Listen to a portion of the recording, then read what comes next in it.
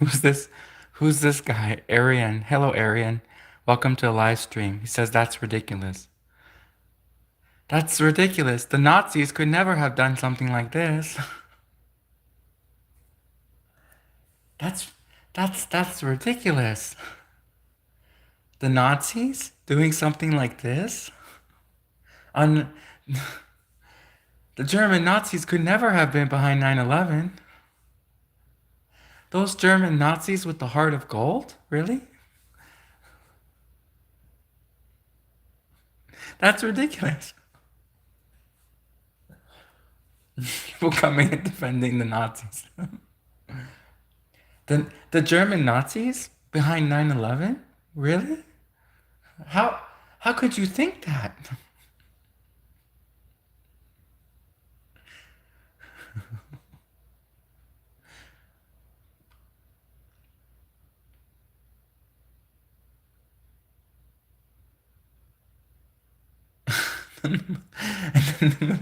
The Middle Eastern people they just take credit for everything. The Germans are like, oh. The Middle Eastern people, they openly chant like death to America, so they're always taking credit for everything. And the Germans are like, oh, so relieved, the Germans. Because the Middle Eastern people, they're always taking credit for everything. They're just like openly hate Americans.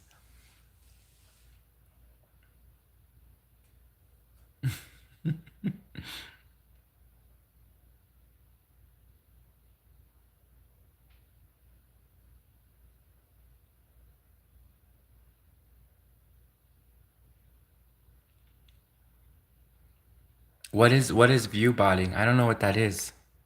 Jambo, welcome Jambo to a live stream. You said your comment is you said view botting on stream is crazy. What is that? I don't even know what that is. I'm not view botting. Or are you saying someone else is view botting, like in the stream, like a commenter? I don't know what view botting is, so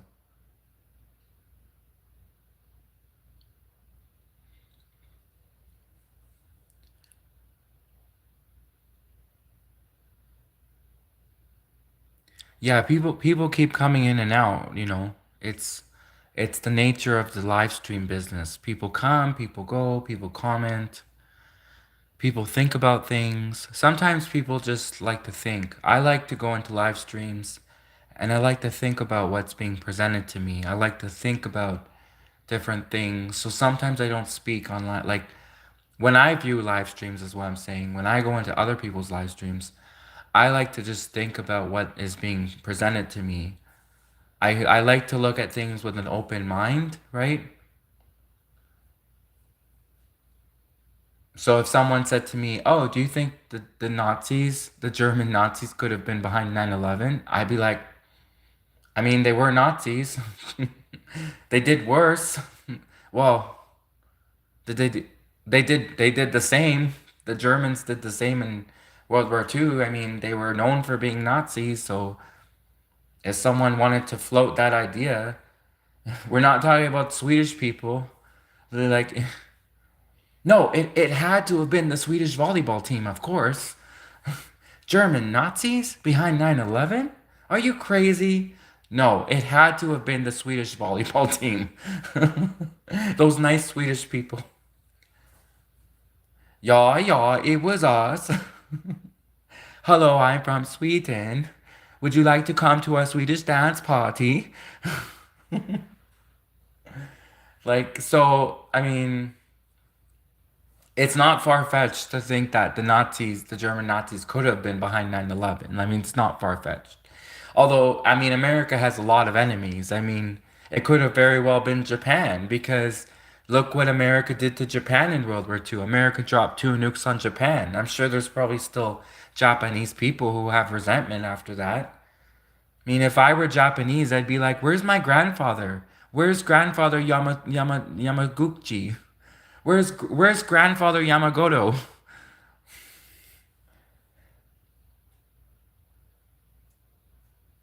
Where where where where is grandfather Mitsubishi? Where is our grandfather?"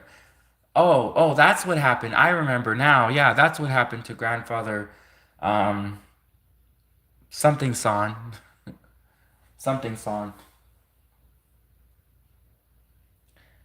I mean, it could have been the Russians because, uh, 2001 was literally just a decade after the Cold War ended. So there's probably was still a lot of Cold War Russians that were still kind of ticked off about how that went down and the collapse of the Russian economy. So, I mean, you're just gonna let just the first people who take credit, you're just gonna assume it's them.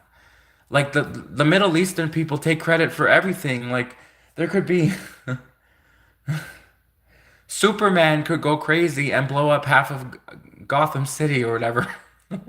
Not Gotham City. Superman could go crazy and blow up New York, and then the Muslims would, or not the Muslims, the Middle Eastern people would take credit because that's what they do. They always take credit. Yes, it was us.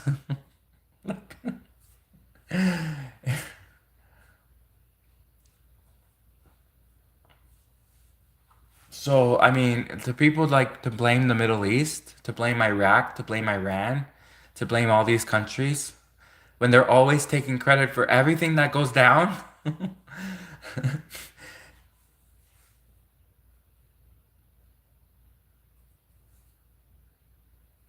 Be like, mad cow disease? Yes, we did it. COVID? Yes.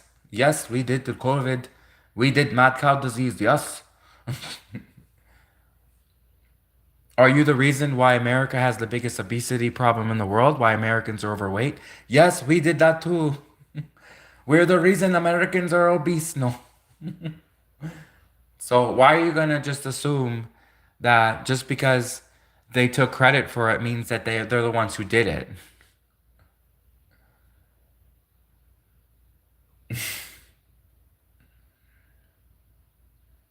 I mean, they were always chanting death to America. I mean, the Middle Eastern people, they've never agreed with Western culture. They've never agreed with the Western, women walking down the street in bikinis. Like that's so offensive to the Islam and the Middle Eastern culture. So they were like they always hated. So to just automatically blame them when it clearly could have been someone else. Like it was as if they acted as if the Middle Eastern people were the only people who had motive. I remember when 9/11 went down, I was young, and I kept thinking to myself, did we do it?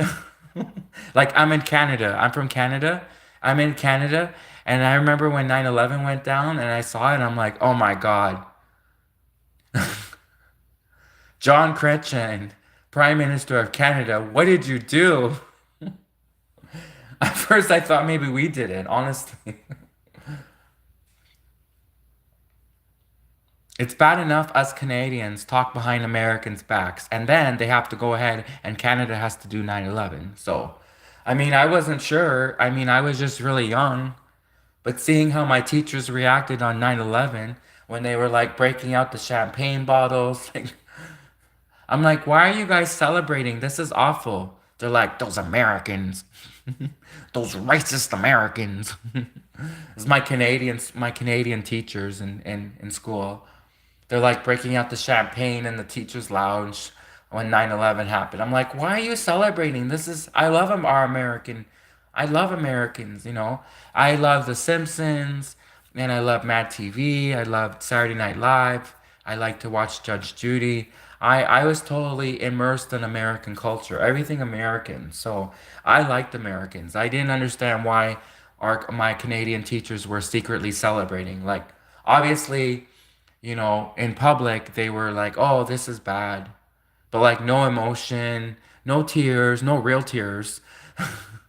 And then they go to the teacher's lounge, and then next thing you know, I see them having a party on 9/11. I'm like, what?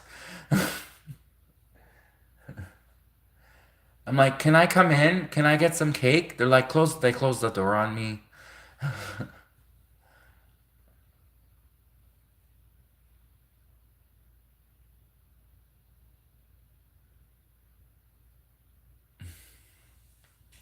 But yeah, I mean, when you're really doing an investigation, a proper investigation, to just like pin it on the one person that you can easily pin it on is not a proper investigation. Because then no wonder stuff keeps happening, right? Like,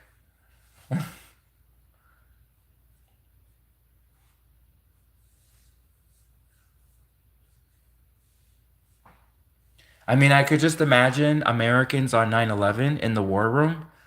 Who could have done this? Who has motive? Okay, this is the map of the world. And now this is the map of the world with every country that has motive to have done 9/11. The map stays the same. It's like, but wait a minute, what about Israel, our allies? They're like, no, no, we can't roll them out.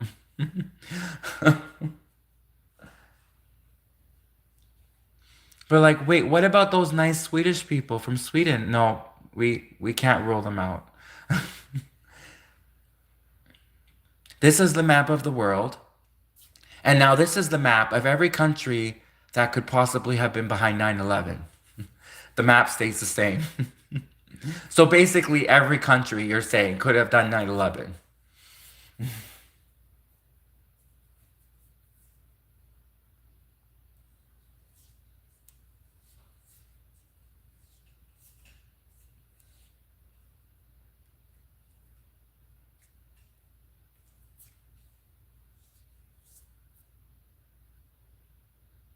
And then after that whole map, after we looked at all those countries to decide who possibly could have been behind 9/11, most of Canada decided it was an inside job and they blamed the United States.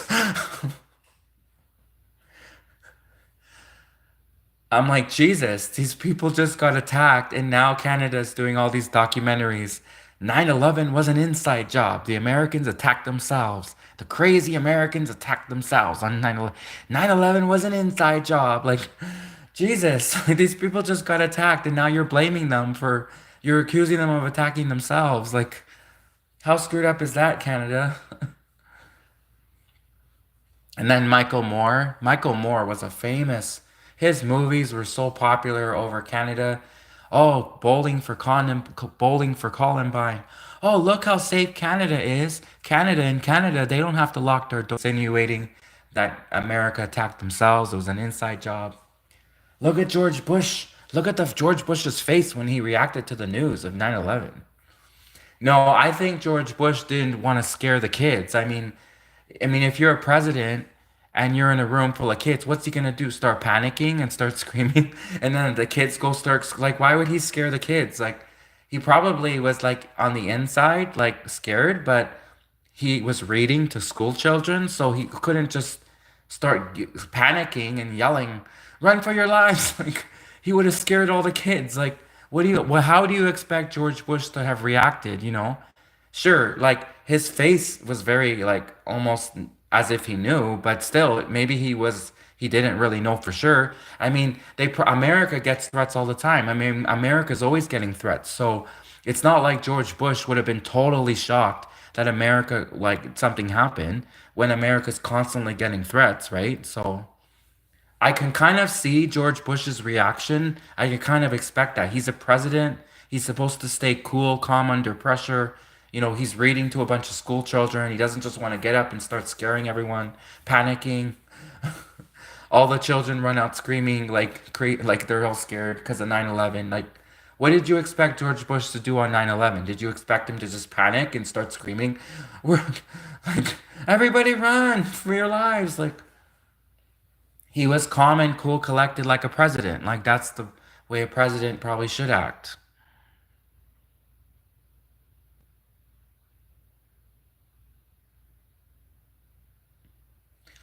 Yeah, so hello, AON. So AON came in and they said, nope, he knew about it and should have immediately left.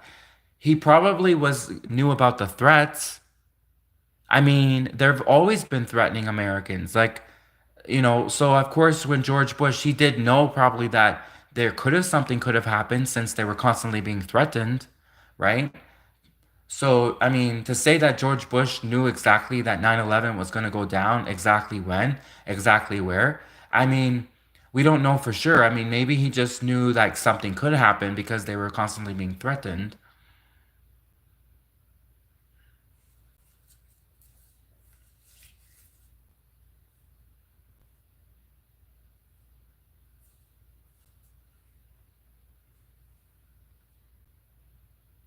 No, it's not. You know what's pretty bad? When people automatically blame the Middle East for everything. That's what's bad. In fact, I actually was researching this a few weeks ago, and I kept thinking to myself, like, why were there all these people saying Saddam Hussein was innocent? And sure enough, I looked it up, and Saddam Hussein actually had nothing to do with 9/11. So all of these people immediately, because they're Middle Eastern, because they're from the Middle East, because they're maybe Arabic, because they're different, all of these people immediately pinned it on the wrong people. That's what's sick. What's sick is people not opening their minds and realizing that there's a whole world of countries that have motive, and for people to just pin it on the Middle Eastern people just because they're Middle Eastern, that's what's sick. So someone trying to come in and defend the Germans and say, oh, the German Nazis, they could never have been behind 9/11. Okay. Oh, those German Nazis? How could you actually think that German Nazis could have been behind 9/11? You're crazy.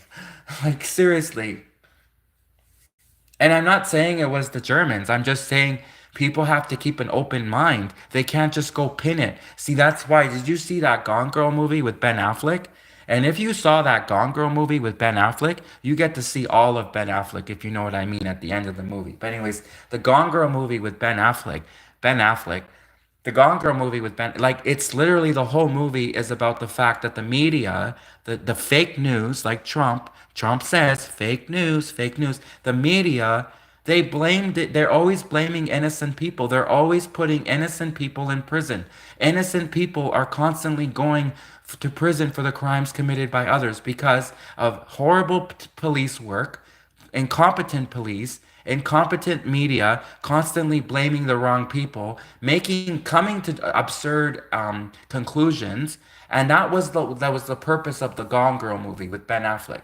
Anyone should go watch Gone Girl with Ben Affleck, and you'll see how the media can twist the story and take innocent people and make them look guilty. So that's what's sick. What's sick is innocent people going to prison because of horrible investigators, because of incompetent investigators who jump to conclusions, who blame and frame the innocent people. That's what's sick.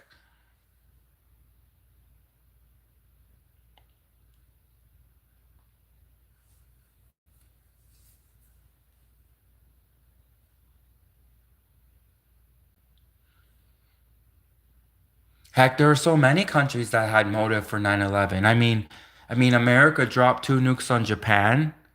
I mean, Germany, Russia after the Cold War with Russia, like so many countries had motive.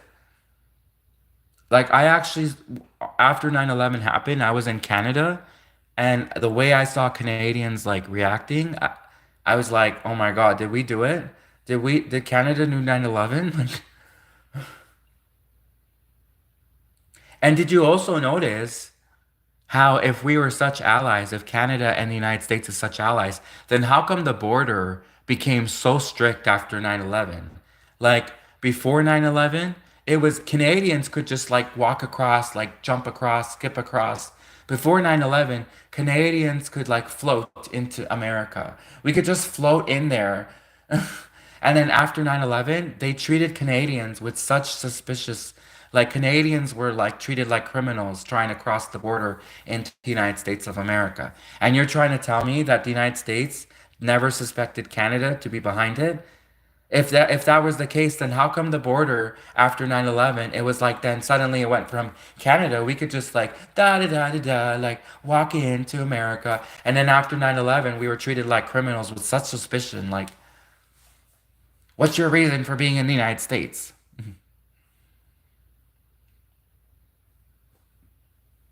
Be like, whoa, relax, okay, I'm just a comedian. No, no, I'm just a travel advisor. I'm just a financial advisor. I'm just What else do Canadians do? I don't know. Why do Canadians go to the United States? I don't know. They're probably up to something. I mean, but anyways. But that's my point is like you shouldn't just depend the wrong people. You shouldn't, if you're going to do a proper investigation, for everyone to just blame the same people for everything, it's not always the same people. So that's what's wrong. What's wrong is people trying to blame the wrong people. That's what's wrong. So, and I have a valid point because yeah, why would America suddenly be so strict with Canada? The border suddenly became so strict. Like if America didn't suspect Canada for 9/11, then how come after 9/11 suddenly the border between Canada and 9/11 was like a fortress? Well, suddenly it became like a fortress Canadians trying to get into America.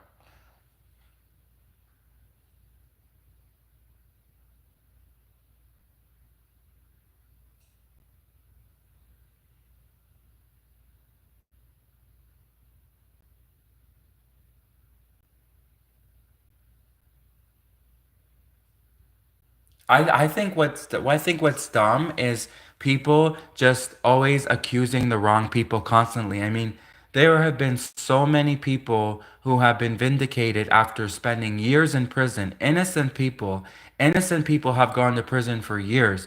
So you're trying to tell me that you know 100% for sure who did this, who did that, when all at work, we're constantly hearing every day these new cases of people who spent their whole lives in prison suddenly exonerated because of new evidence that was brushed aside by corrupt attorneys. In fact, if you this is on Google, and this was during election time when Joe Biden was running with Kamala Harris. This was when Kamala Harris actually maybe had a shot to be president herself. So the Democrats were having a debate, and Tulsi Gabbard, she actually flat out. This is on YouTube. This is a video clip. This is how I know about it. Tulsi Gabbard flat out called Kamala Harris the attorney of Attorney General of California, and she said, Kamala Harris. Literally, there was an innocent man on death row. Kamala Harris was the prosecuting attorney.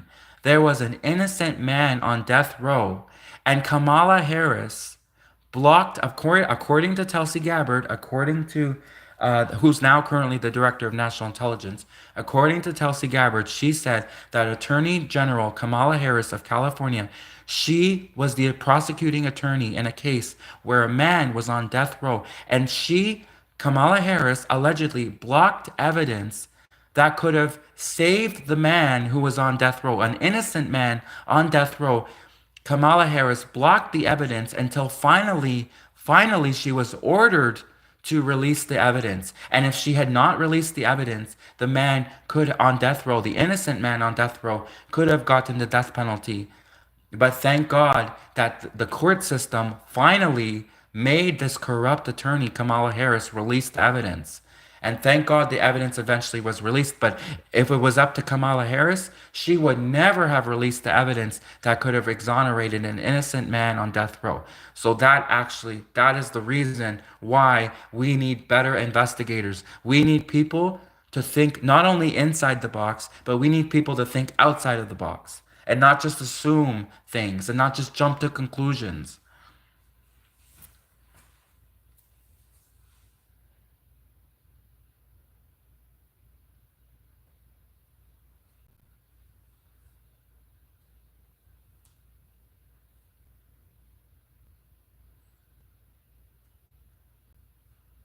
I mean, I don't know, like, so California, right? Isn't it kind of a weird coincidence that, like, a couple months after Trump was saying he wanted to make Canada the 51st state, and Canada was like, no. And then the next thing you know, California's on fire. I mean, it's kind of, I don't know, is that a coincidence? I don't know. Like the timing was close. Like it was literally, I remember Donald Trump was saying in the news he wanted to make Canada the 51st state. He wanted to take away Canada's sovereignty and make Canada the 51st state. 2 months later, suddenly California's on fire. And it's very like suspicious how suddenly all of California is on fire. So, I mean, I'm not saying it was Canada, but I'm just saying the timing was definitely suspicious. Canada definitely did have motive. There were lots of pissed off Canadians after Trump said he wanted to make Canada the 51st state. You know, when we go to Canadian school, we don't sing the American national anthem. We don't like worship Americans. Like we don't like in Canadian school, they don't tell us, "Oh, America's number 1. America's number 1, Canada's number 2." They don't tell us that in Canadian education. In Canadian education, we learn Canada's number 1. America's number 5. Like, in Canadian education, we learn Canada's number 1, China's number 2, Russia's number 3, the Middle East is number 4, North Korea is number 5, Cuba's number 6, and the United States is somewhere in the top 10.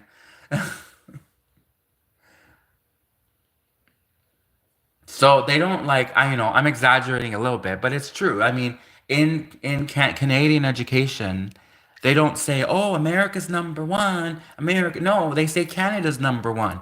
So imagine you're now America is coming and saying, "Oh, we're going to make Canada the 51st state." As if we don't have patriotic Canadians, as if we don't have Canadians that would be so pissed off to hear that another country wants to take us over. And this whole time we were expecting the Russians. This whole time we were like at at the northern part of Canada, just waiting for the Russians to try to take Canada over. And the whole time it was the Americans that were going to try to take us over the whole time. I was right. I was right. I was like, because all of these people they used to tell me they used to say, "Oh, America protects Canada in case of a Russian invasion." And I was saying, no, Russia protects Canada in case of an American invasion. It's the other way around. And sure enough, is Russia getting up on the stage saying they want to make Canada the 51st, whatever Russia has, provinces, state, oblast? Did Russia that say they wanted to make Canada the 52nd oblast? No, the United States says they wanted to make Canada the 51st state. So if anyone's going to try to take us over, it's Americans. It's not Russians. So, and the Chinese are already here, but that's a different story. The Chinese didn't really take us over. They just moved in. Like they're just everywhere, you know. In fact, that's actually why you want to know something. You want to know what's really changed after we kind of there's like Canada's kind of been taken over by communist China. You want to know like what's really changed? What's really changed after Canada has been taken over by communist China is our test scores. Our test scores have gone skyrocketed. Like Canadian education, our test scores after we've been taken over by communist China, because communist China doesn't teach bullshit in class. They don't teach bullshit in communist China. It's like, why did this happen? You know, like, oh, if we just pray away our problems. I believe in prayer. I do. I'm actually religious, but I don't think that we can like just pray away every problem. I think sometimes we have to do a real investigation. Okay. And so China, they have one of the top education in the world, China. China, if you look at a picture of Shanghai and Beijing, they have like skyscrapers, like transformer buildings. They have like if you look at Chinese technology, like they have robots teaching other robots. When you have a country that builds robots that teaches other robots, like China is so technologically advanced. These people know what they're doing. These people know what they're doing. They are talented people, the Chinese government. And Beijing and Shanghai is proof of that. The two, like the most, this if you look at the cities today, how technologically advanced they are.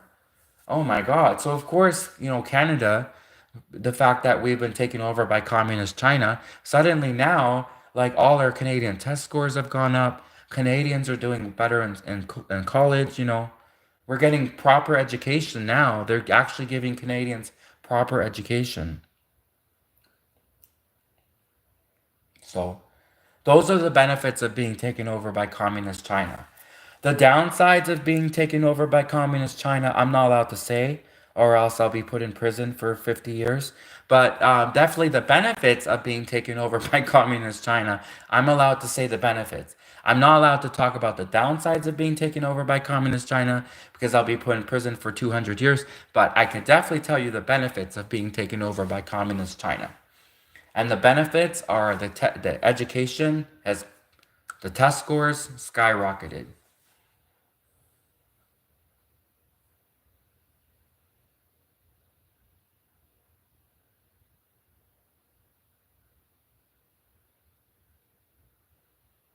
Who's this purple? Lily H. Purple. She says, "Do you interact with your chat?"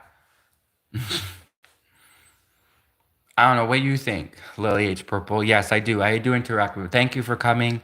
Thank you for coming, Lily. Actually, you have a cool name. I like purple. Purple is actually one of my favorite colors. After blue, red, orange, green, yellow, gray, silver, purple is like my seventh favorite color. So, Lily H. Purple, thanks for coming in. Yes, I do interact with the chat.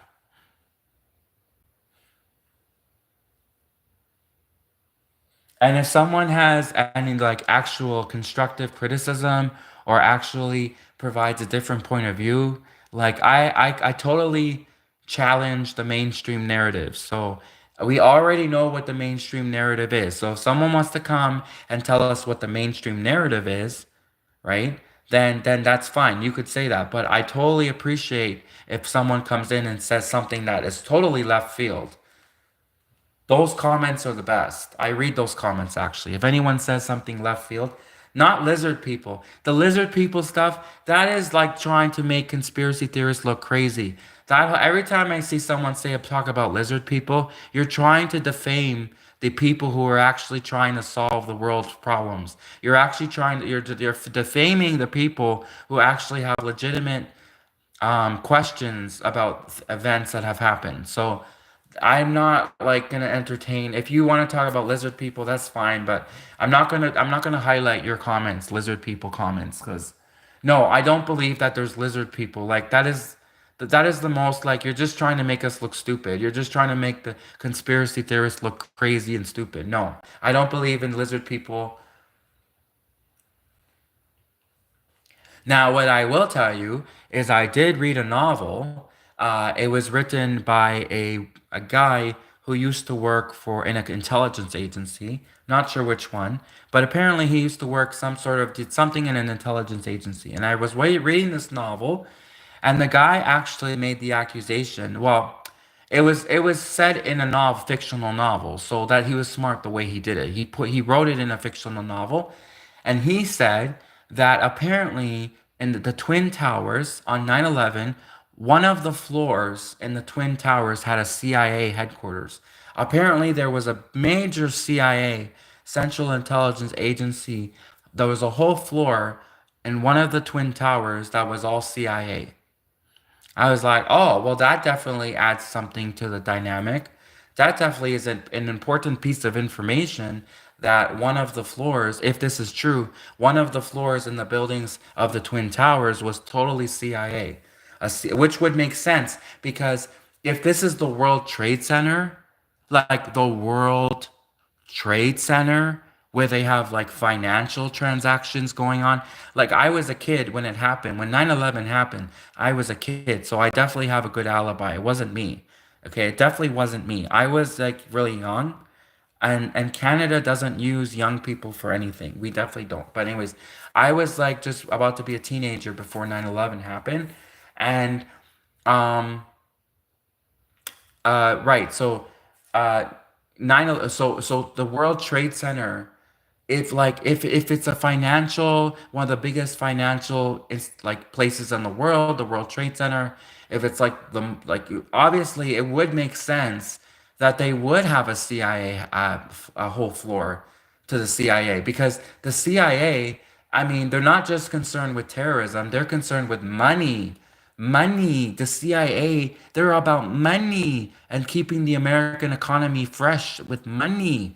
The CIA, they are focused on money. And the World Trade Centers, those were like, those might as well just be two bricks of money. The World Trade Centers, like it was all about money. Okay, like so, yeah, it totally makes sense that one of the floors on the Twin Towers could have been a CIA whole CIA floor dedicated to the CIA. So that actually makes sense. You know, when someone says something and you kind of like think logic to that, that makes sense. Yeah, the CIA, why wouldn't they put one of the floors on the Twin Towers a whole? You know, I could totally see that. Now the next question is if there was a whole floor on the Twin Towers that was all CIA, like who really then did 9/11? That kind of like opens up that whole inside job theory more now. It's kind of scary when you think about it.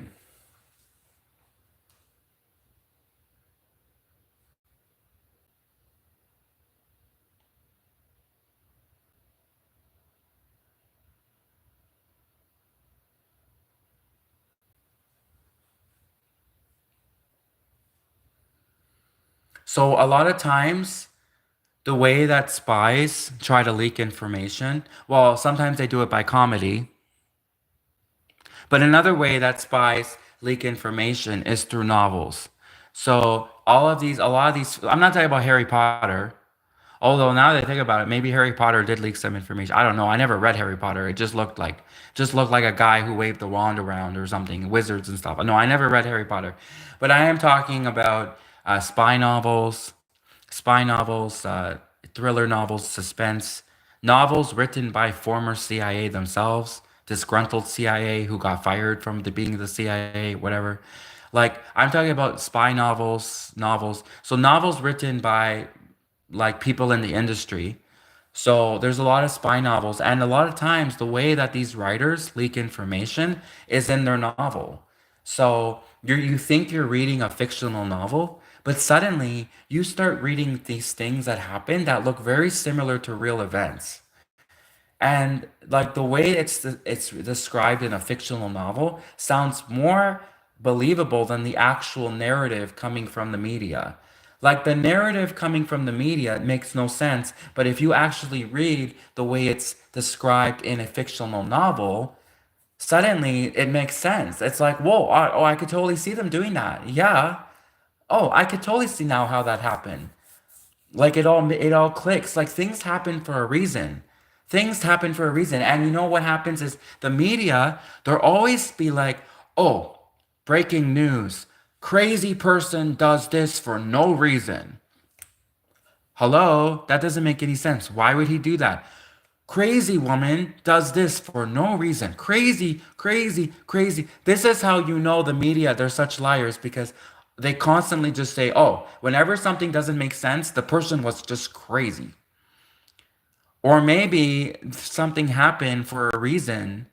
And then when you actually start to look deeper into the story, you suddenly realize, no, that person did something for a reason.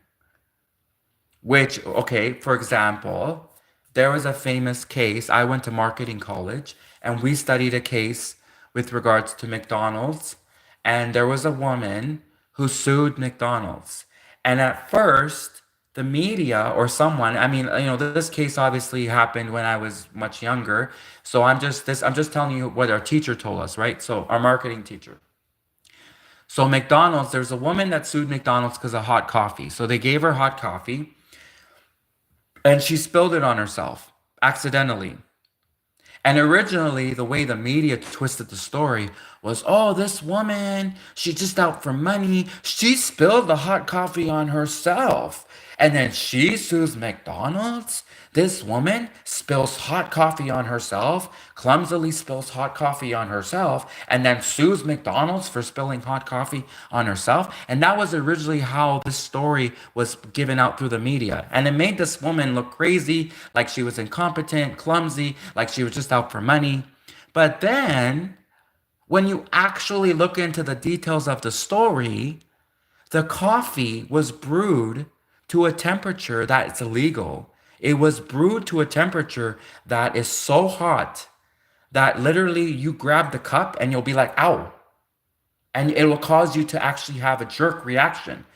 Like touching the coffee cup for how hot it was would cause anyone to actually stumble for how hot the coffee cup was. and you would actually cause a spill.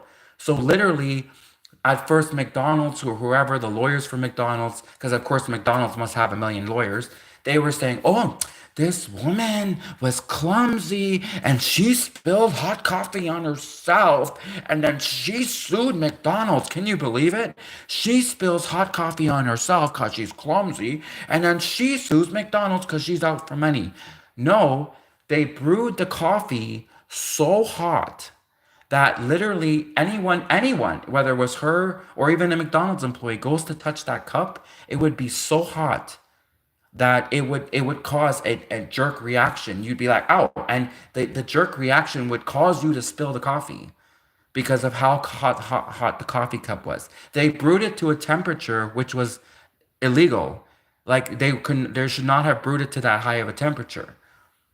And then too, to not even tell the lady how hot the coffee was. And then of course she goes to grab the coffee, not realizing how hot it is. And of course it's like, oh my God. And it would cause her hand to shake because of how hot the coffee cup was. And that's what caused her to spill the coffee, which caused her to get third degree burns. She was severely burned to the fact she had to go to the hospital for how bad the burns were. So it wasn't as if there was no victim. It wasn't as if nothing happened. Oh, she spilled the coffee and then there was no injuries. She had severe injuries. She had third degree burns. But of course, the media didn't tell you that part. The media didn't tell you, oh, that the coffee was brewed to an illegal temperature, that she had third degree burns, that she had to go to the hospital. Like the media didn't tell you that part. The media just fixated on she spilled hot coffee on herself and then sues McDonald's. She spills hot coffee on herself and then sues those nice teenagers at McDonald's. Teenagers doing something wrong? Really? Who could imagine that teenagers working at McDonald's could make a mistake? So that's how the media, they're such liars. They take innocent people constantly who are actually real victims and they twist the story because McDonald's has a million lawyers and this lady, bad enough that she just gets burned and sent to the hospital over coffee because she has third degree burns. It's bad enough that, but then I bet she didn't even have a lawyer at the beginning. She couldn't even she and if she did have a lawyer, maybe it was an idiot. Because so at the very beginning, she didn't probably have proper representation. McDonald's Corporation has 100 lawyers, right? And then this lady who is literally burns herself because of the how she accidentally spills the coffee on herself, burning herself, causing third degree burns. She has to go to the hospital, and then on top of it, not only is she in the hospital from third degree burns, they call her crazy. They call her she just out for money. They ridicule her. They make her feel bad, and then she does it. Probably didn't even have money for a lawyer, so it's literally her. This lady who is like coming from the hospital with third degree burns versus 100 lawyers from McDonald's. Who do you think's gonna win when a McDonald's has 100 lawyers and this lady who's a burn victim who was just trying to drink her coffee before going to work and now she's portrayed as this person who's out for money, like that the justice system is screwed up.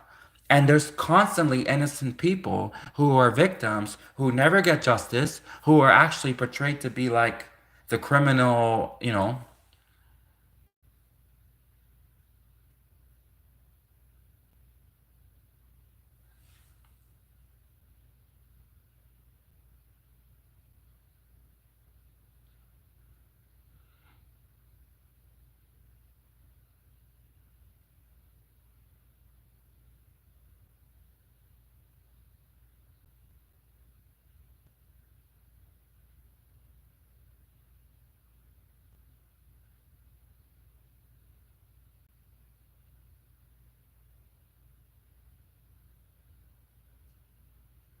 I'm not paid to push propaganda. I wish I could use the money.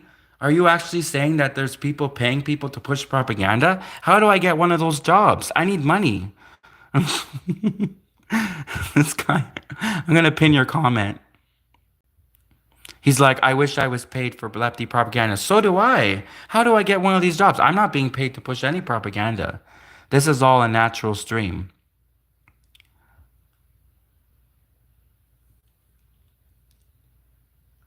I'm gonna pin your message. Says, I wish I was paid for lefty propaganda. So was I. So do I. I wish I was paid too. I could use the money.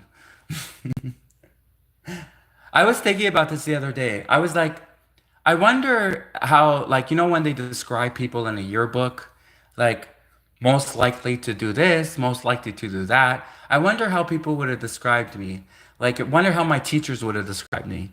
Most likely to push propaganda, most likely to, most likely to troll the internet, or I don't know.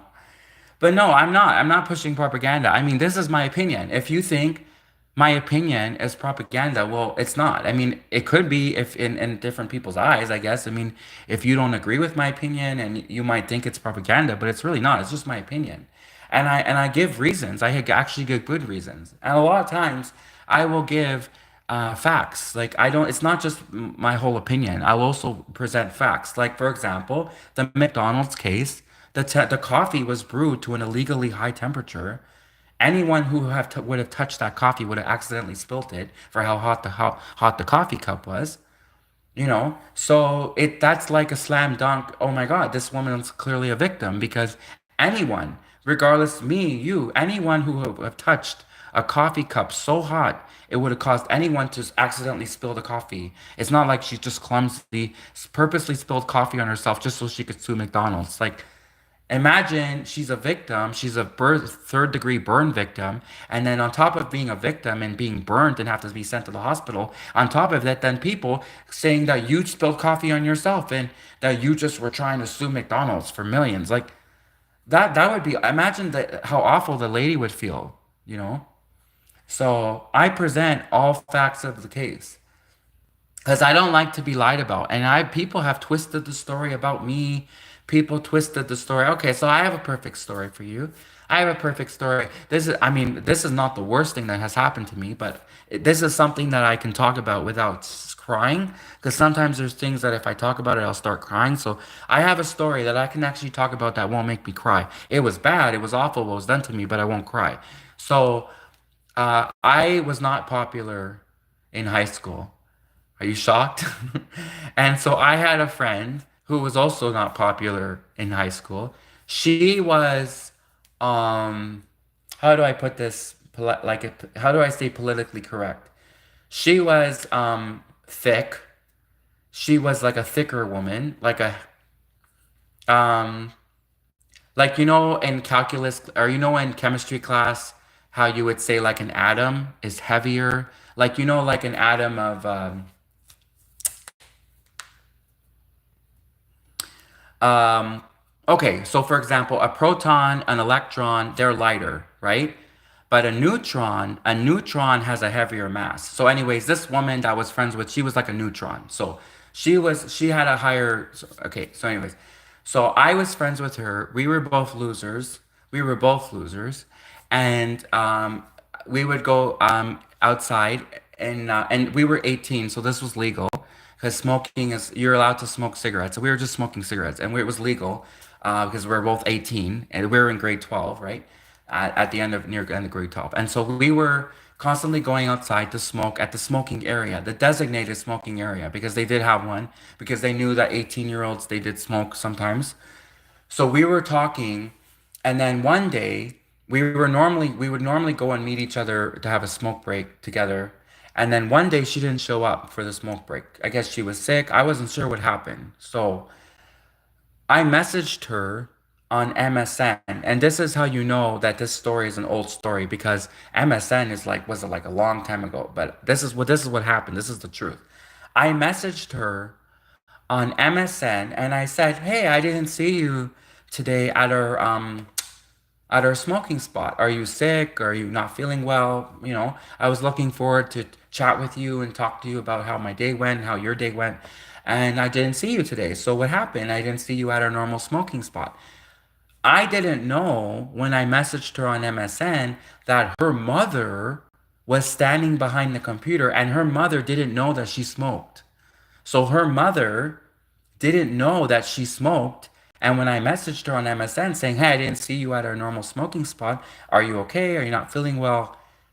Like suddenly her mother found out she smoked and grounded her. And this was a rich girl. She was like a neutron. She was a mat, like. Anyways, so she was a richer girl. So anyways, her mother grounded her, and I then the next thing you know, this girl, high school girl, she started getting mad at me, and she knew I was like a homosexual because that's why I was partly a loser, considered a loser in school. They actually, like, when they found out that I was outed. I was never out like publicly. I was outed. People actually spread rumors about me, nasty rumors about me. And I was never actually, I was always closeted, always. Even after the rumors came out, I was still closeted about it. I still denied it, being a homosexual. And so this girl knew I was, that was the reason we were both losers. I was a homosexual, and she was like, she's kind of like Roseanne Barr. Like, she kind of was actually, yeah. So she was kind of like Roseanne Barr, right? So, like Roseanne, I'm talking about Roseanne Barr from the series, like the TV series, the sitcom Roseanne. She looked like Roseanne from this TV series, Roseanne. So, anyways, she was so mad that I accidentally, it was totally an accident, revealed to her mother that she smokes. I didn't know. Like, I didn't know her mother would be reading, watching MSN, would be watching the computer, would be watching her type on MSN. I didn't know that. And so this girl was so mad that I accidentally, it was an accident, revealed to the mother that she smoked cigarettes, that she actually turned around, and the next day she went around the school, and she like literally confirmed, tried to confirm all of these rumors about me being a homosexual, because she knew that it was like social, like end of your social life to actually, it was different 20 years ago. 20 years ago, if someone was outed as being a homosexual, their life was over. Like, suddenly they lost friends, they lost career opportunities, they lost potential jobs, they were cut from the soccer team, cut from the football team.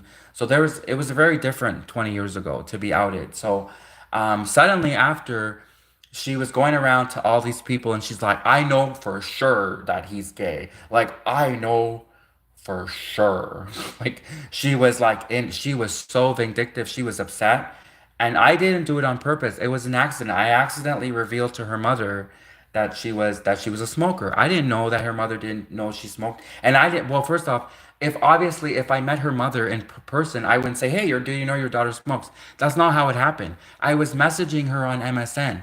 I didn't know that her mother was watching her computer screen. I didn't know that her mother was standing over her shoulder watching her type on MSN. I didn't know that. So I was messaging her on MSN, and we were discussing, right? We would discuss a lot of things on MSN. So I was messaging her, and then accidentally, I didn't know her mother was standing over her one time watching her type, and then the next thing you know, my message comes through outing this woman as a smoker, right? And her mother was like furious that she was 18 and smoking, right? Cigarettes, smoking cigarettes. So I'm not even a smoker. I don't do drugs at all. I don't do drugs. I'm not a smoker. I don't drink alcohol. I just was like, I actually just was smoking just to have a friend, to be honest with you. I know that sounds sad, but that was actually truth. That was the reason I don't like cigarettes. I don't. So I was just smoking just to be like social, right? And so this woman, then after, she went around the whole high school, told everyone that I was a homosexual. She confirmed it. Like, she was like really trying to confirm it. Then she even like she told a guy that, like, the head of the whatever. Anyways, so she told everyone, and so that just goes to show you, like, you have to real. Yeah, well, she was right though. I am a homosexual, but that's what I'm saying. Like, you know, the way that she probably will tell the story is she will turn around and say that I went out to find her mother and to tell her mother, to tattletale on her mother, that she smokes. Like, that's the way that she tells the story. Maybe she might try to turn around and say that I specifically, like, went over for coffee, and I saw her mother, and then I blurted it out because, just for no reason, and I told her mother that she smokes. But no, that's not how it happened. That's not what went down. Like, I was friends with her. We were actually good friends. She was the only person I had to talk to at lunchtime when we went for our smoke break. And I accidentally, through MSN, revealed to her, I accidentally revealed to the mother because I was just chatting with her. I was saying to her, "Hey, I didn't see you today at our smoke where we go for smoke breaks. I didn't see you. Is there something wrong? Are you sick? You know, I could bring over noodles or whatever, right?" I was friends with this woman and I was friends with her. I actually thought we were good friends. And because we were both kind of outcasts, we were both like losers and outcasts. And so we had each other. We were talking constantly. We were smoking at the smoke break, you know. And imagine going into your prom, because like it was literally right before prom. It was months before my prom, my 18th prom. It was months before my 18th, or because when you're 18, you have prom, right? Grade 12 prom. And imagine like 2 months before prom, people suddenly like confirming that you're homosexual. And in a Catholic high school. So it was bad. Like I was hazed and they threw garbage at me. They threw bananas at me and I was like, "Do you think I'm a monkey? Why are you throwing bananas at me?" And then I'm eating the banana because I'm also like an economist. I'm like, "Hey, a free banana. Why not?" So yeah, I was kind of a smartass. That was the other reason. They like throw bananas at me, and then they call me the F word. You know which F word I'm talking about, but they call me the F word. They throw bananas at me. They tell me I'm going to hell for being gay. They throw bananas at me, and I'm like standing there eating the banana. I'm like, "Oh, thanks for the free banana. It's healthy and nutritious.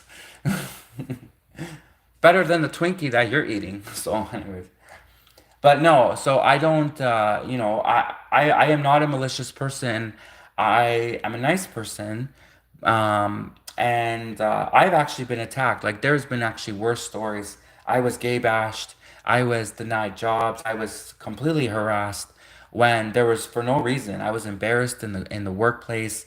Um, so there was actually there's stories I could tell you that would make me cry, but I don't want to cry on live stream again, so I'm not gonna tell you those stories, but I'll tell you the story that I can tell that won't make me cry, but you know, I guess I didn't really cry was because, I mean, she was being vindictive, but she wasn't like lying. Obviously, outing me, confirming officially, telling everyone that I was a homosexual, that was like very vindictive of her. But she also technically wasn't lying, so I couldn't be that mad at her, really. And also, people already suspected I was. And she didn't really have proof. It's not like she had like a video. It's not like she had a video of me with, you know, the math teacher. It's not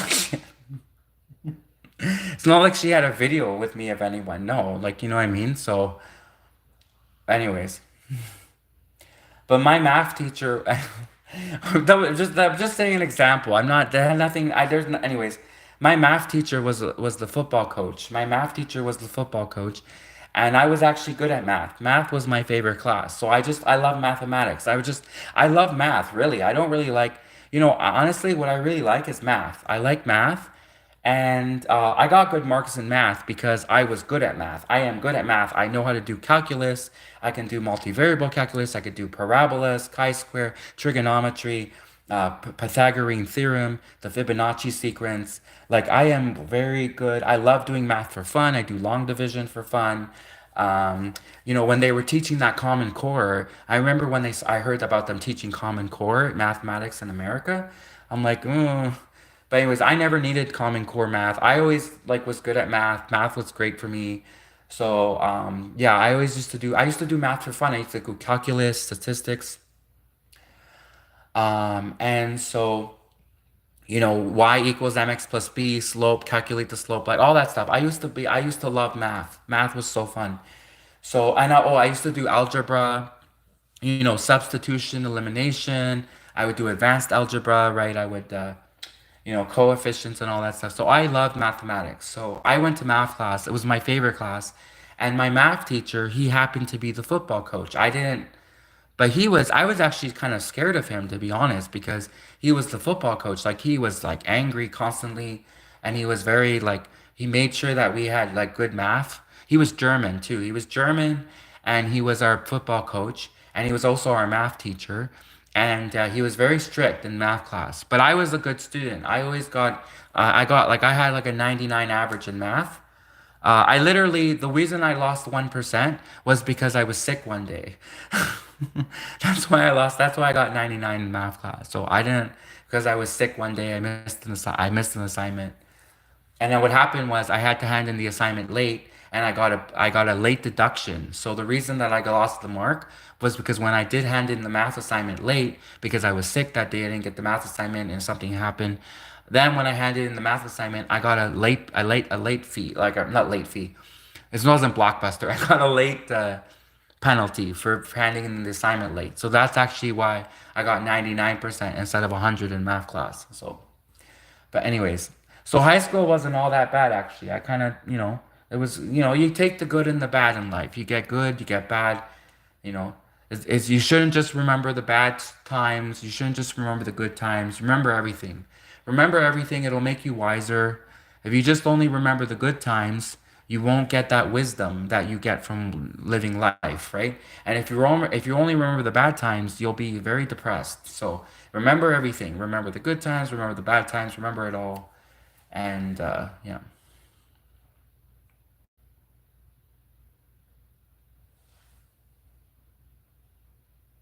So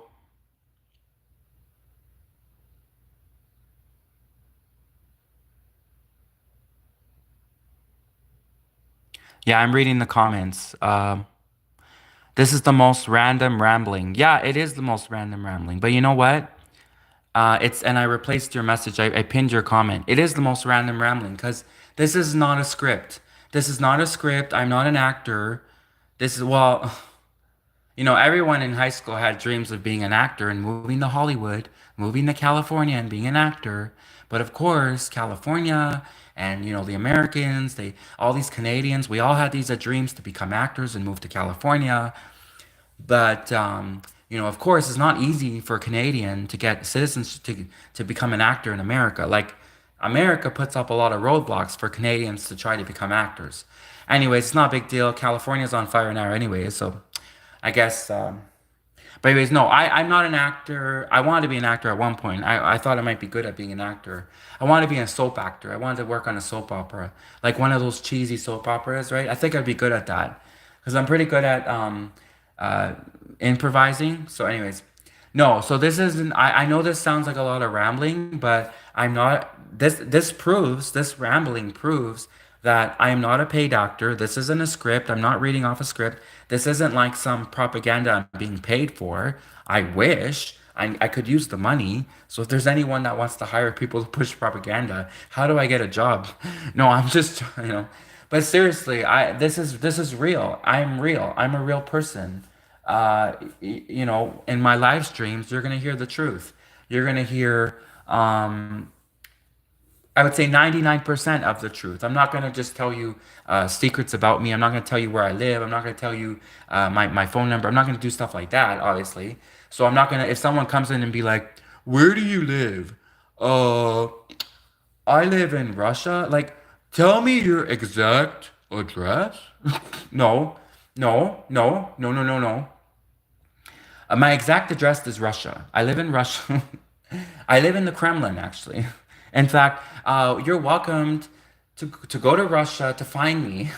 Anyone who would like to find me where I am currently in the Kremlin, working for Putin. I literally just had a conversation with Putin just a few minutes ago. Um, so, anyways, I'm not going to, I'm not going to tell people like 100% of the truth. Like one time, this woman asked me for my phone number, and I was at a bar.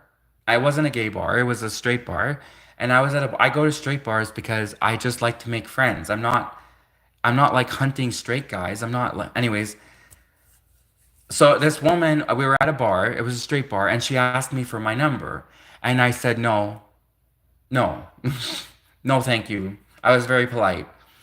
And she kept persistingly asking me for my telephone number. So I didn't want to be rude. I didn't want to tell her, no, I'm a homosexual. I'm not going to say that in a straight bar. I'm not crazy. So, and I wasn't gonna say no, I don't like think you're attractive. I wasn't gonna say that. Obviously, I don't want to get my pummeled in a straight bar. So I said, finally, I said, okay, and I gave her a fake number. She found out that I gave her a fake number because I didn't want to give her my real number because I just wasn't interested in her. I said no when she first asked me. She kept being persistent and I felt uncomfortable, so I just gave her a fake number so that she would like go away. And then afterwards, she found out later that I gave her a fake number and she said that I lied to her. And I'm like, no, I was. Then I said, sometimes I'm not good at math. She's like, you just explained this whole story how you're great at math and was your so how could you give us the wrong number? I'm like, okay, you got me. I'm homosexual. I'm sorry. I wasn't interested in you. Sorry. Also, I could smell the alcohol on her breath.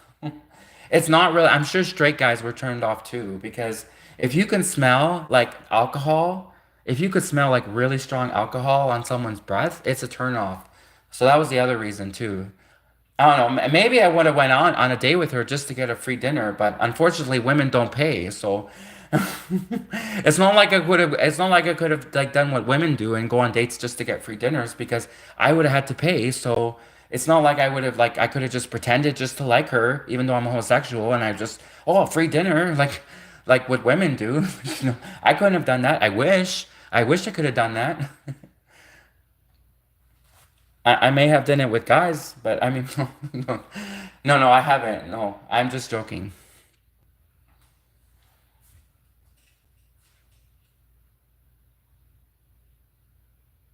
But yeah, all my comments, everything I do, I'm a real person. I'm not a bot. This isn't AI. If this is AI, if you're hearing this coming from and you think this I'm an AI, what do you like that's kind of insulting to AI. It's insulting to artificial intelligence to actually think that I could be artificial intelligence. My stories are no way artificial intelligence. If you think my stories are artificial intelligence, you're like cuckoo for Cocoa Puffs. You you're insulting all of the AI. No wonder Terminator. No wonder those Terminator movies happened. No wonder Arnold Schwarzenegger's have to keep coming back for Terminator movies. I'll be back. Like we're so like people can be so offensive to the robots. I am definitely not a robot. I'm definitely not AI. This isn't a script. So this rambling, this is real rambling. And I do respond to comments. I do respond to comments and I do ramble on.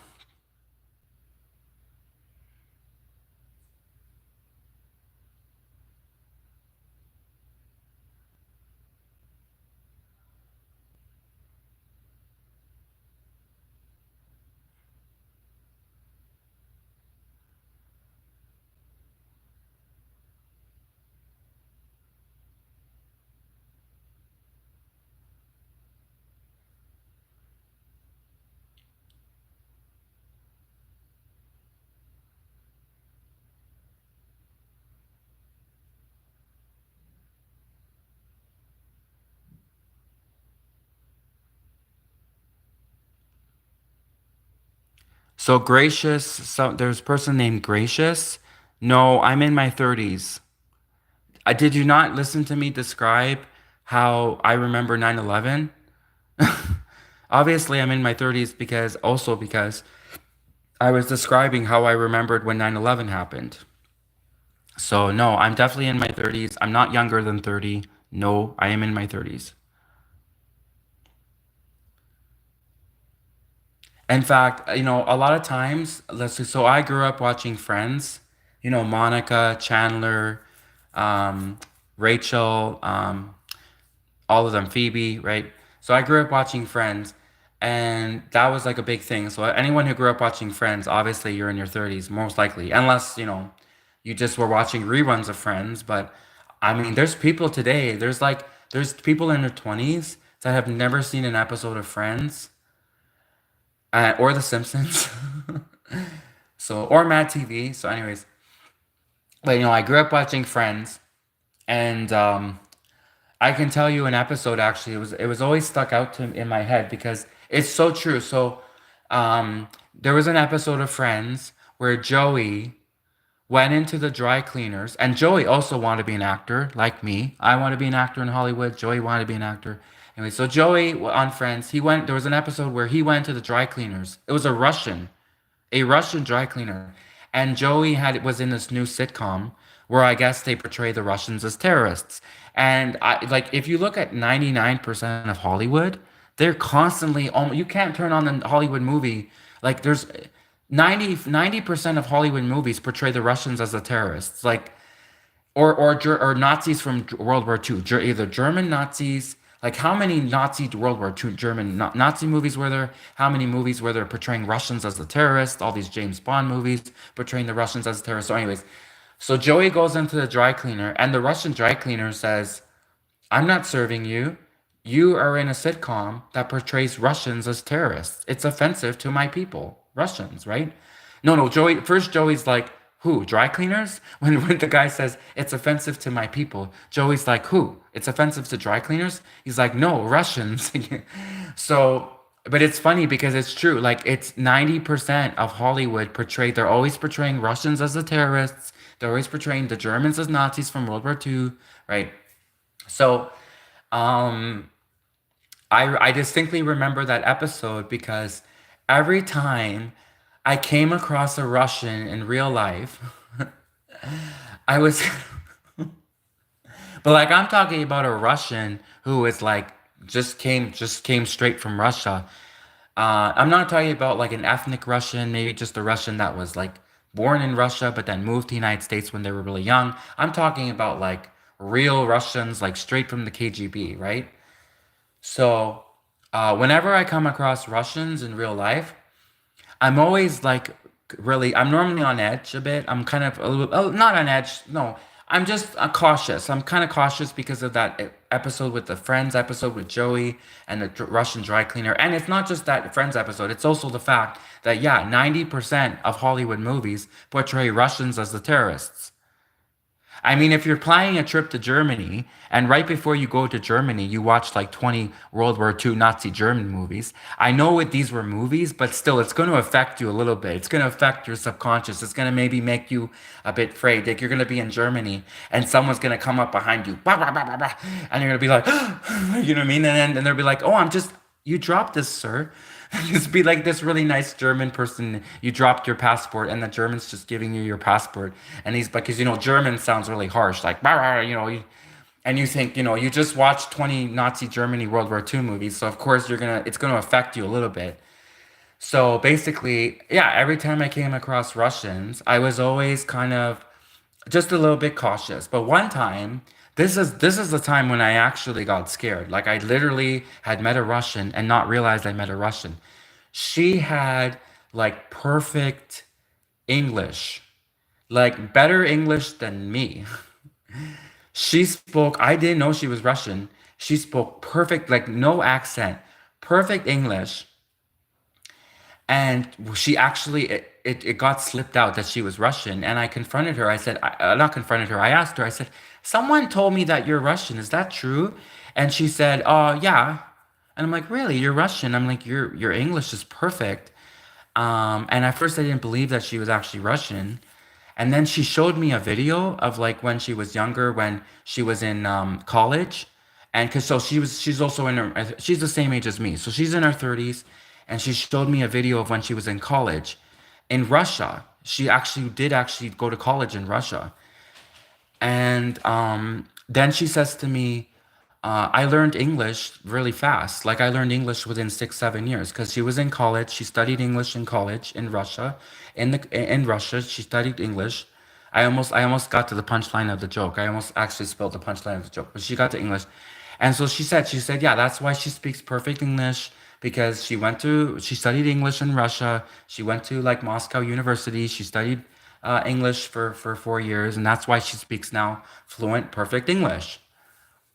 And then she also happens to drop the fact that she actually even worked for the Kremlin.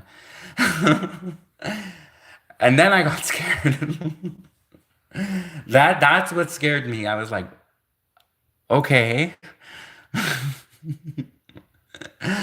And if you ever watch like the Americans, if you watch the Americans where it's like Russian spies posing as everyday American, if you watch the Americans, if you watch Homeland, the Americans, Covert Affairs, there's so many shows that portray Russians as terrorists. And for her to be like, for me to find out that, oh my God, this woman, her English is better than mine. Is she a spy? Like, why does she speak English better than me? Right? And then for her to be like, oh, she gave a really good story. She gave a good explanation. She studied English in Russia. She went to Moscow University. She studied English for 4 years. And then she moved to America. She moved to Canada, whatever. And then she suddenly drops the fact that, and she did also work for the Kremlin. I got scared. But no, not everyone that works for the Kremlin is dangerous. And not all the Nazis. Anyways, not everyone who works in the Kremlin are dangerous. There's probably a lot of nice people that work in the Kremlin. Just because she worked in the Kremlin doesn't make her a dangerous, bad person. Doesn't make her a spy. Doesn't make her, that mean that she worked for the FSB, the Foreign Security Service of Russia, the Federalная служба безопасности. It doesn't mean anything. So, anyways, but no. I was like, do you have any jobs? I really need a job. It's hard to find a job when you're homosexual. So you just said that you used to work for the Kremlin. Are they hiring? Is the Kremlin hiring right now? Because I could really use a job. And I speak really good English. I mean, I don't speak good as English as you do. Even though English is my native language, I don't speak as good as English as a Russian spy does. But I'll do anything in the Kremlin. I'll mop floors. I'll shoe shine Putin's shoes for him. I'll like I'll wash Putin's car. I'll do anything. If you have a job in the Kremlin, if the Kremlin is hiring, she's like, no, sorry, she doesn't work for the Kremlin anymore. Wink, wink. But anyways,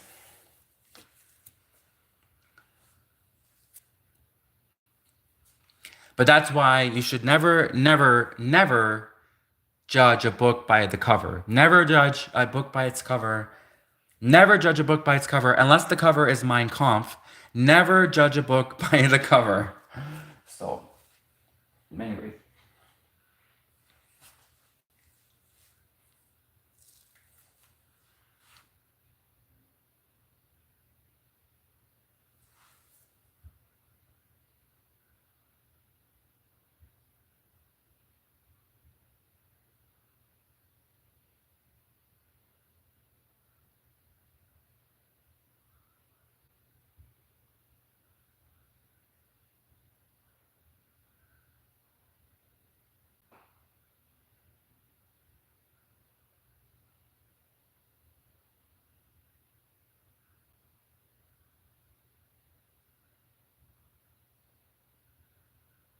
Yes, Go Samurai.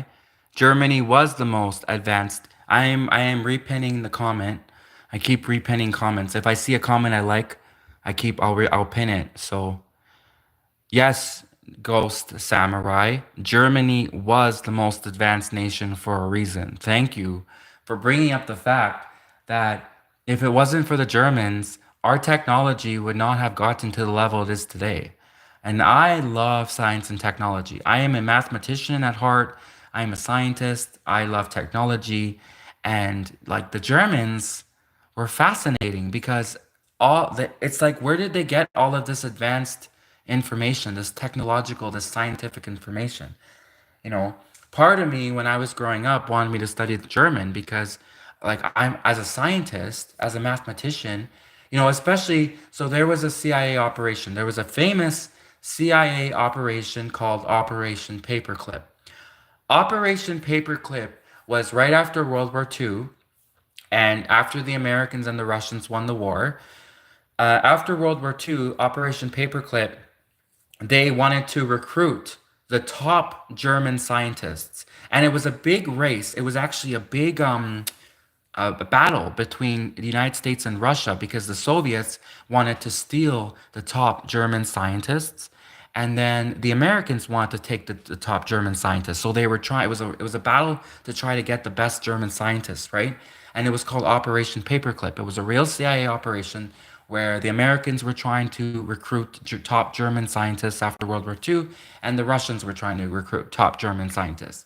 So the Germans were really intelligent, smart, advanced people. And that's actually why I wanted to learn German. I did study a little bit of German. Like I know how to just say like basic stuff like Morgen, guten Tag, guten Morgen, Morgen, wie geht's? Um, uh, es tut mir leid, wie geht's? I know how to say very basic stuff. Uh, Fröhlich Weinnamen, uh, mein Name ist, right? I know how to say very basic stuff in German. So anyways, just like Prost, right? Obviously, just Prost. Das später. See you later, das später. Anyways, so I know how to say basic stuff in German. But I did study Russian for many years though, so I do speak fluent Russian. But but I do know a bit of German.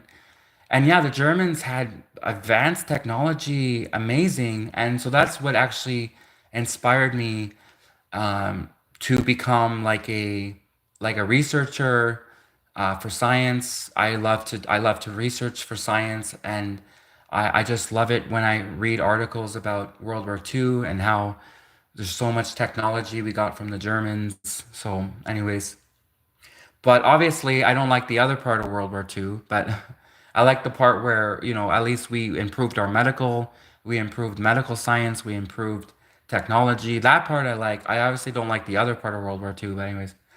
So,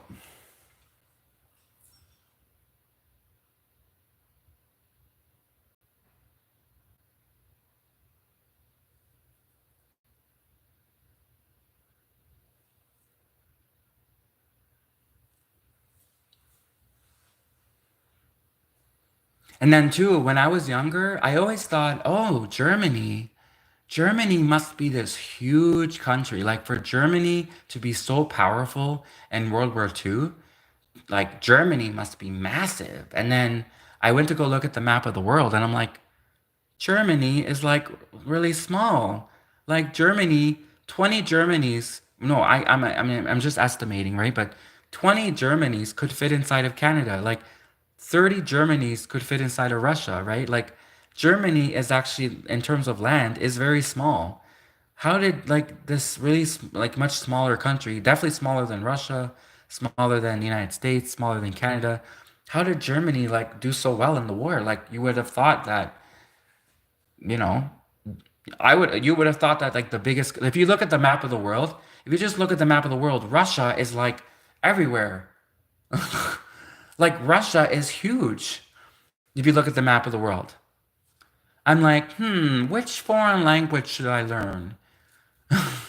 Should I learn the foreign language of the country that is literally touching all the other countries? I mean, if you had to describe Russia on a map, how would you describe Russia on a map? Russia is the country that's so big, it's touching all the other countries. That's how. So, yeah, I was like, maybe I'm gonna learn Russian because, like, Russia is massive. Russia's the biggest country in the world. I mean, if you take all of Europe, you could actually fit, right? I saw a video on this. Apparently, if you took every country in Europe, you took the whole continent of Europe, every country in Europe, you could actually fit Europe inside of Mother Russia. That's how big Russia is. So it's like, yeah, I'm gonna learn Russian. So,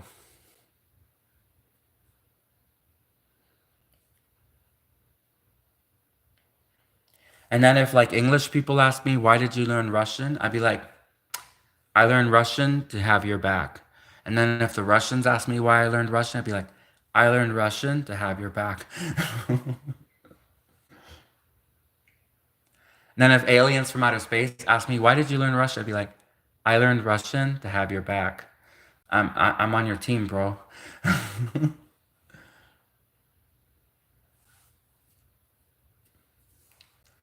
Then if the French Canadians ask me why I learned Russian, anyways, I learned Russian for many reasons. So I definitely didn't study French.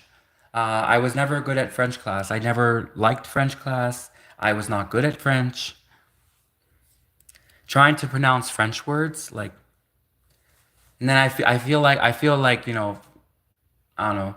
But I was going, I was just in French class, and then, like, you pronounce it like ou de toi. Like, what? Like, but actually, it's, in French, yeah, French class, I never liked French, but I did actually take, I took Spanish because, like, hello, America, Spanish seems like great. If you're a Canadian that wants to spy on the United States, learn Spanish. If you are a Canadian that wants to work for CSIS, the Canadian Security Intelligence Service, and you want to spy on the Americans, if you're a Canadian that wants to work for CSIS, the Canadian Security Intelligence Service, you should learn Spanish because Spanish, America, Spanish would be so useful in the United States of America.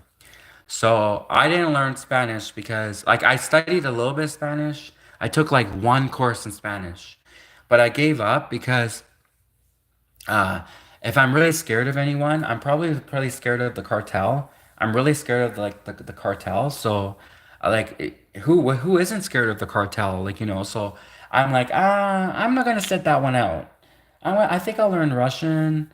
The Russians, they're constantly drunk, and they're not constantly drunk, but the Russians love to drink, and I'm not a big alcoholic, but I just love to party. I love to go to bars and nightclubs. Well, not anymore. In my 20s. I'm in my 30s now, but in my 20s, I love to go to bars and nightclubs, and I always used to meet lots of Russians, lots of Russian guys, a lot of Russian guys at the gay bars, and I used to, but they were closeted, very closeted. No, I'm just joking. I actually, I know it's gonna sound funny. I have never went to a gay bar. I always go to straight bars. I don't know why. I just do. So, anyways, I have never actually gone to one of those so-called, anyways, those gay bars. So, I've always gone to, every time I went to a bar, I just went to normal everyday bars. I just went to straight bars. And, so basically, I like to go to bars actually just to meet people and to just make friends. I just always used to go to bars with friends. I never went to bars to pick up people. I always thought it was kind of gross to pick up someone at a bar because they have like alcohol breath and it's so loud.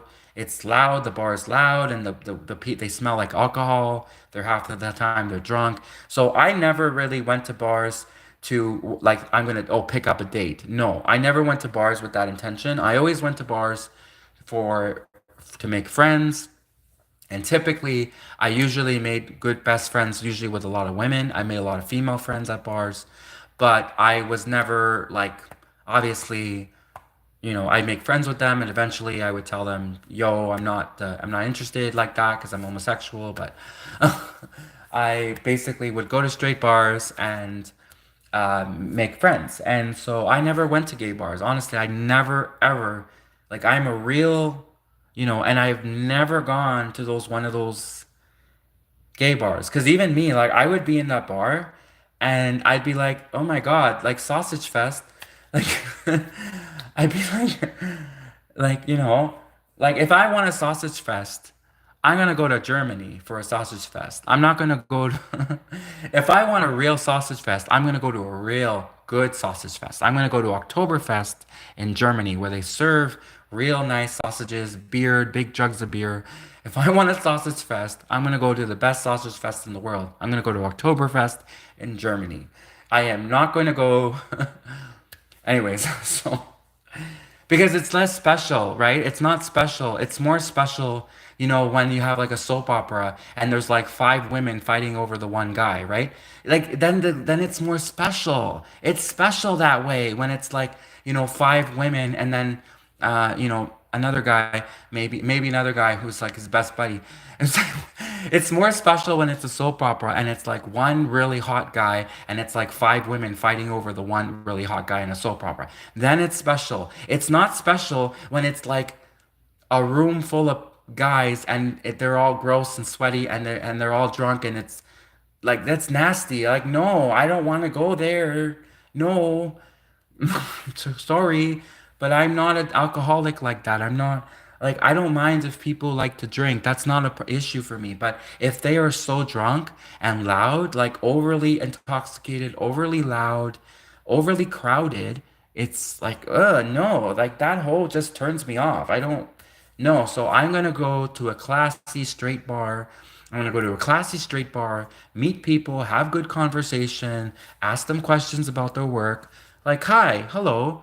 Oh, you work for the FBI? Well, that's great. Tell me more about your job. Do you like it? Do you like working for the FBI? Do you have any resentment towards your government? Have you ever thought about working for Canada? So when I go to bars, I am very much about making friends, making business contacts. I am not into, I don't want to be in a room packed full of 100 guys and overly intoxicated. And, anyways, so.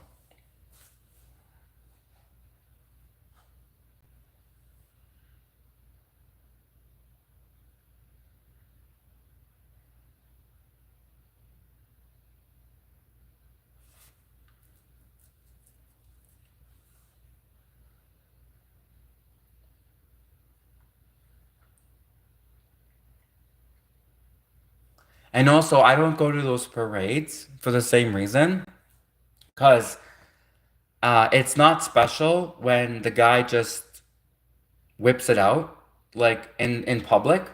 It's not special anymore. Like, I think I'm a person that comes from, I believe that clothes, especially when a man is wearing a suit and a tie, like when a man, a businessman, a real professional man, like James Bond 007, like you won't see James Bond 007 at one of those parades unless he's like there for a mission. You know what I mean? So it's not special when the guys go to these allegedly, I don't know who these guys are, because first off, they're dressing up like women, and I mean, I'm like into James Bond, like James Bond 007 kind of guys who dress up like suits. They dress up in suits and ties, and they have the work socks, and they dress up like men, professional men. They have professional jobs. They are they are talented at their jobs, and they're professionals. Well, they're mostly talented. I mean, remember that time when James Bond got shot? Remember that movie where in Skyfall where they with the new James Bond shot the other the regular James Bond. Anyways, so well, that's what happens when you have DEI in the workplace. Oh Jesus. Oh Jesus. Anyways, it was the James Bond movie Skyfall where he was on the train. He was just about to take down the bad guy. No, and those two guys, they were like really wrestling. They were getting at it, right? On the top of the train, and then the sniper, the new sniper, who was like, she was also an MI6 agent, and the workplace was very diversified. It was now a diversified British workplace. Of course, the British workplace is the very diversified, and she shot James Bond, and I was like, I kept thinking to myself, you. And I was like, I know it's a movie. I get it. I know it's a movie, but watching James Bond get shot, and like him going into the water, and like seeing who did it, and I'm like, I knew it. I knew a woman would I was been a woman to have shot James Bond. I would have never shot James Bond anyways. So yeah, the workplace was very anyways. It was like they were making the workplace fresh anyways. So that was actually very traumatic for me to see James Bond get shot, but anyways, and go into the water like that. But anyways, I guess it's better than what happened at the last movie where they completely killed him off, totally, and he just like stayed on an island that exploded. So I guess that was even worse. But anyways, it's there. I know they're movies. I know they're just movies. But anyways, James Bond was like my idol. James Bond always growing up. I always used to watch James Bond 007. I love the James Bond movies, and yeah, so I'm not gonna go to those parades where they're like walking down the street, like showing everything, throwing beats, screaming really loudly, wearing all of these feminine, girly colors. I mean, James Bond, like he dresses like a real man. He dresses like a real confident man in a suit and a tie, and he has a job. Like he doesn't like go to those parades and I don't know. Anyways, so I that's what I'm into. I'm into like real working professional people, not just, and I mean, if a woman is like, I don't know, anyways. So I'm always nice to women. I'm not like one of those guys that is just, oh, I'm not going to be friends with a woman. No, of course not. I am friendly with women.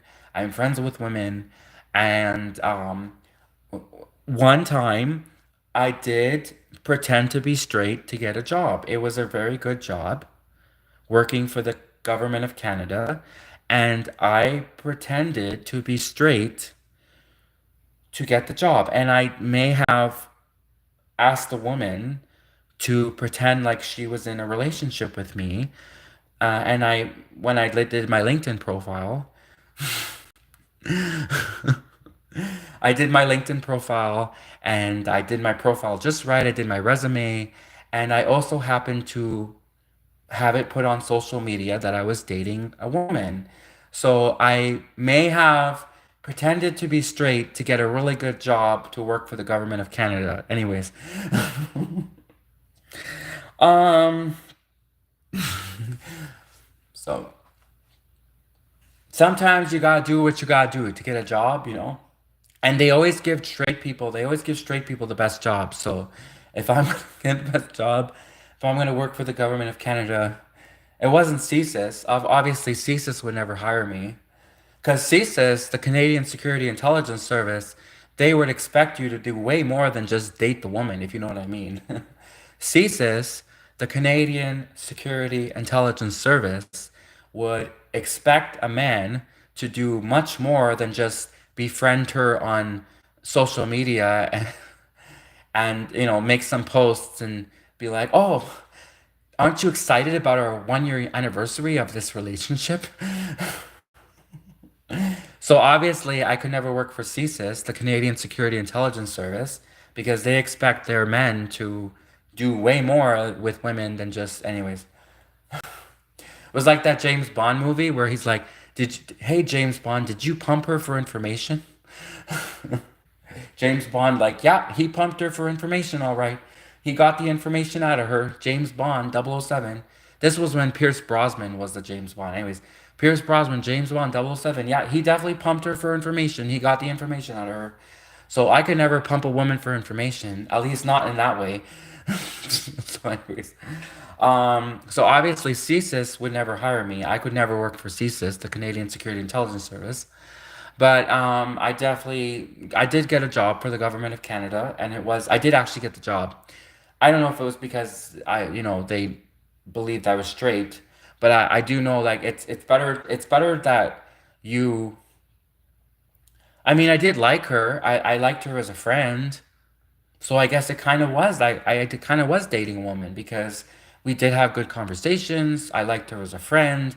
No, I would never, but I did like her as a friend. So, anyways, I mean, I wasn't lying technically when I said I was kind of dating her because I was kind of, we were exploring our relationship as a friendship relationship. Anyways, a platonic relationship. I mean, what if I ever needed a surrogate, right?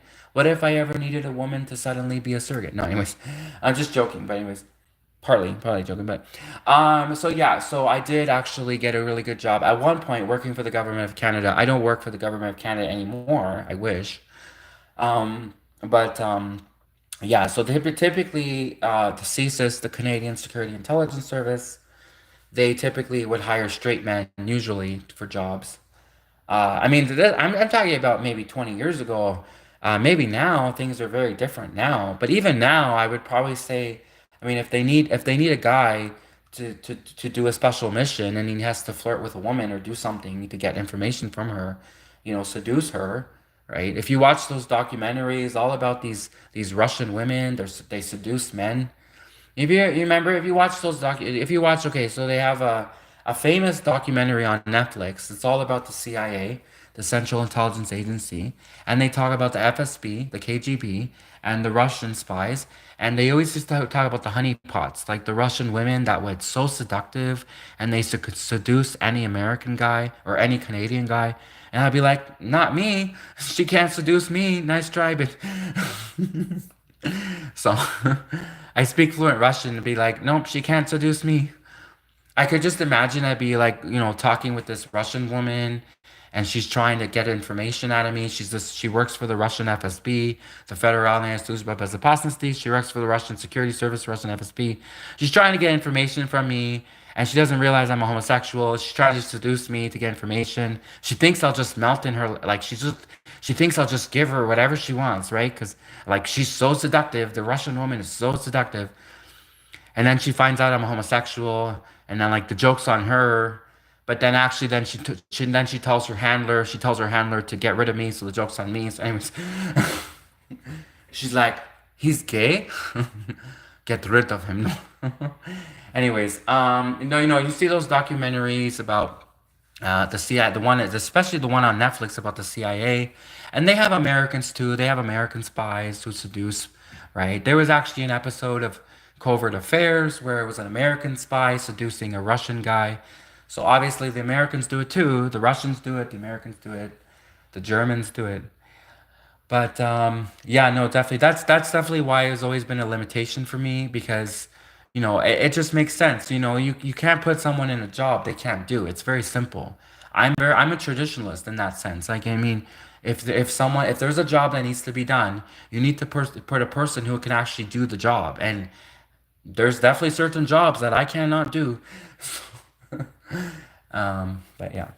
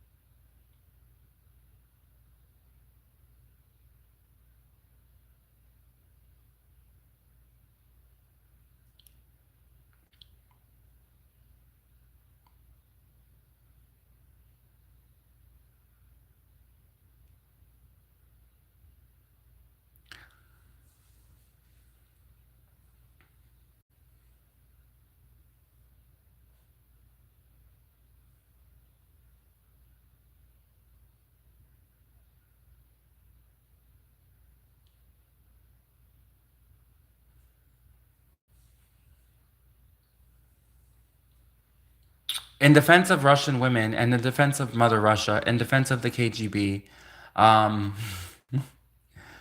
it's not just the Russian women that would try to seduce me. A lot of American women have tried to seduce me. A lot of Canadian women, um, Iranian women have tried to seduce me. So I definitely, it's not like I specifically denied, if you're homosexual, you're just a homosexual. That's just the way it is. I mean, if you're gay, you're gay. You don't, But I could definitely do other missions, right? I'd be like, I come constantly. I applied to the CSIS. I applied to CSIS, the Canadian Security Intelligence Service. I applied to them. Of course, they didn't hire me, but like, I kept saying in the application, I can do other things. Like I can solve a Rubik's cube, and I can do multivariable calculus. I can do advanced algebra. I can't do her algebra. I can't, but I can do advanced algebra. I'm like, I'm like applying to CSIS, the Canadian Security Intelligence Service. I'm like, I speak fluent Russian now. I learned Russian, and you know, I'm gay. I can't seduce a woman, but I can do other things. I can type 200 words per minute. So actually, don't tell CSIS, the Canadian Security Intelligence Service. Don't tell them that you can type 200 words per minute unless you want a desk job forever. If you want the most boring desk job forever at CSIS, at the Canadian Security Intelligence Service, just tell them on your resume you type 200 words per minute. That's like asking to work at the desk forever. This guy types 200 words per minute. Desk job, the most boring desk job at CSIS, the Canadian Security Intelligence Service.